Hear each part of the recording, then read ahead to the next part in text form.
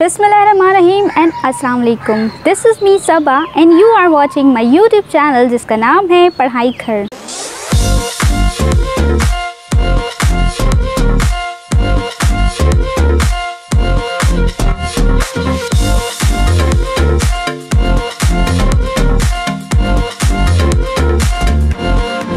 तो students and parents and teachers, ये video है आप सबके लिए।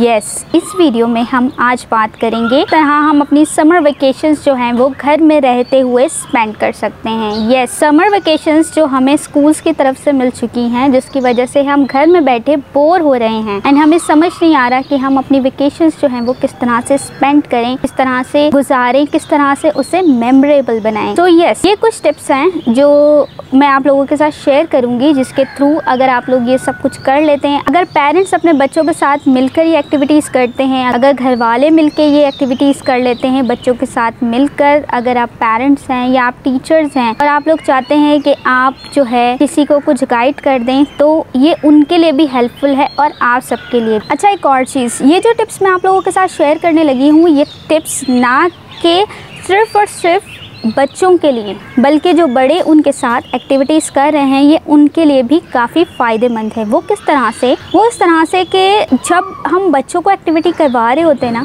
सो हम सोचते हैं कि ये उनके लिए अच्छी है, लेकिन नहीं, जब हम खुद भी साथ मिलके उनके कर रहे होते हैं तो ये हमारे लिए भी अच्छी होती है। हम भी किसी एक्टिविटी में इन्वॉल्व होते हैं।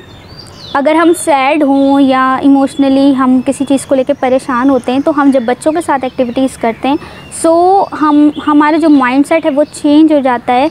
हम अगर सैड होते हैं तो हम हैप्पीनेस की तरफ चले जाते हैं। तो ये एक्टिविटीज़ जितनी मुफीद बच्चों के लिए है, उतनी मुफीद पेरेंट्स के लिए। सो वो एक्टिविटीज़ हैं क्या जो हम बच्चों के साथ कर सकते हैं? वो एक्टिविटीज़ हैं, अच्छा, ये टोटल 8 एक्टिविटीज़ हैं जो मैं आप लोगों के साथ शेयर करूँगी। 8 एक्टिविटीज़ जो कि मैं समझती हूँ कि ये आप घर में रहते हुए बच्चों के साथ कर सकते हैं, या अगर आप आउटडोर एक्टिविटीज़ भी इसको अरेंज कर लें तो ये बेहतरीन होगा।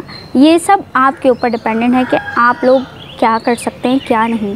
सो ये कुछ 8 एक्टिविटीज़ मैं आप लोगों के साथ शेयर करूंगी, जिसमें कि नंबर 1 पे है एक्सरसाइज। एक्सरसाइज जितनी मुफीद बच्चों के लिए है, उतनी ही मुफीद बड़ों के लिए भी है। कैलिफोर्निया एंड जापान की यूनिवर्सिटी ने अपनी रिसर्च के अकॉर्डिंगली बताया है कि अगर बच्चा या बूढ़ा 10 मिनट डेली के एक्सरसाइज कर लेता है, तो उसका जो माइंडसेट है, उसका जो हावज़ा है, उसकी जो मेमोरी पावर है वो तेज़ होती चली जाती है। तो कोशिश करें कि एटलीस्ट कुछ नहीं तो 10-15 मिनट्स डेली के डेली एक्सरसाइज करें। ना कि ये बच्चे, बड़े भी ये कर सकते हैं उनके साथ। और जितना आप बच्चों के साथ इन्वॉल्व होके करेंगे, उतना ही बच्चे ज़्यादा इंटरेस्ट लेंगे कि यस, ये भी हमारे साथ कर रहे हैं। इसके साथ साथ जो दूसरी एक्टिविटी है हमारी, वो है स्विमिंग।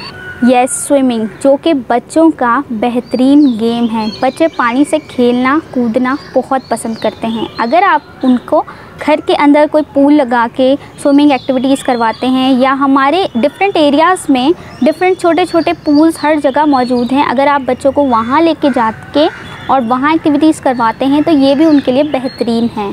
तीसरी जो एक्टिविटी है वो है साइकिलिंग। यस, साइकिल चलाना।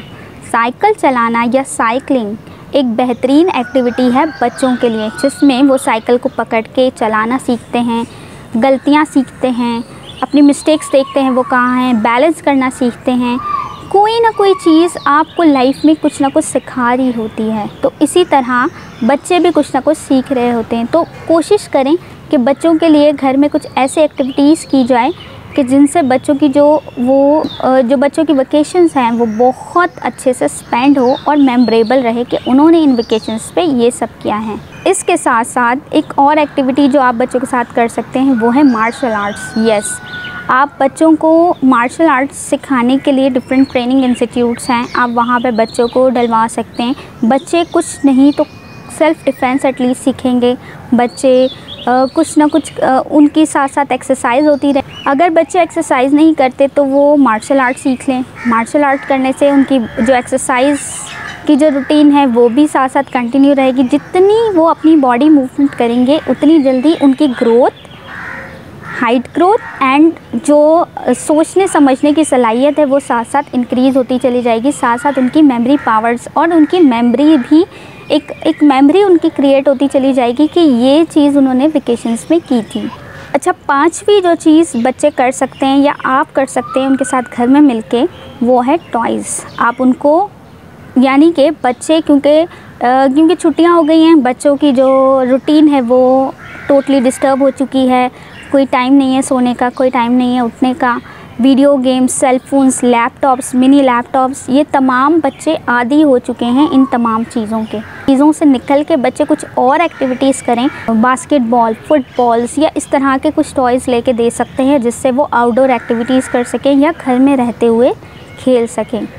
इसके साथ साथ आप लोग बच्चों के साथ लाइब्रेरी विज़िट कर सकते हैं या घर में एक छोटी सी एक कॉर्नर लाइब्रेरी बना लें जिसमें बच्चों के साथ मिलके डिफरेंट बुक्स रीडिंग करें, खुद भी रीड करें, बच्चों को भी रीड करवाएं। रीडिंग हमेशा से आपकी लाइफ में बेहतरी लेके आती है। लाइक आप जितनी बुक्स रीड करें, रिसर्च के अकॉर्डिंगली ये तो बात है, जो बच्चे जितना ज़्यादा रीड करते हैं, जितना ज़्यादा पढ़ते हैं, उतना ही वो आउटकम में लेकर आते हैं। लाइक उतनी ही उनकी जो मेमोरी पावर है वो इंक्रीज़ होती है, रीडिंग स्किल्स अच्छी होती हैं, साथ साथ उन्हें डिफरेंट नॉलेज होती है, वो नॉलेजेबल ज़्यादा होते चले जाते हैं, सीखते चले जाते हैं ज़्यादा से ज़्यादा। इसके साथ साथ आप लोग क्या कर सकते हैं, उन्हें कुछ पेंट्स दिला दें कि वो घर में रह के हुए पेंटिंग कर सकें, यानी कि उनके अंदर की जो थिंकिंग है, जो वो सोचते हैं, वो पेंट कर सकें। द बेसिक थिंग है कि वो क्रिएटिविटी सीख सकें। लाइक पेंटिंग के ज़रिए हम क्रिएटिविटी सीखते हैं, हम कुछ क्रिएट करते हैं, हम कुछ बनाते हैं। मोस्टली पेरेंट्स ऐसे होते हैं, वो लोग बच्चों को पेंट्स वगैरह दिलाते नहीं हैं। वो सोचते हैं कि बच्चे घर गंदा करेंगे या ये करेंगे,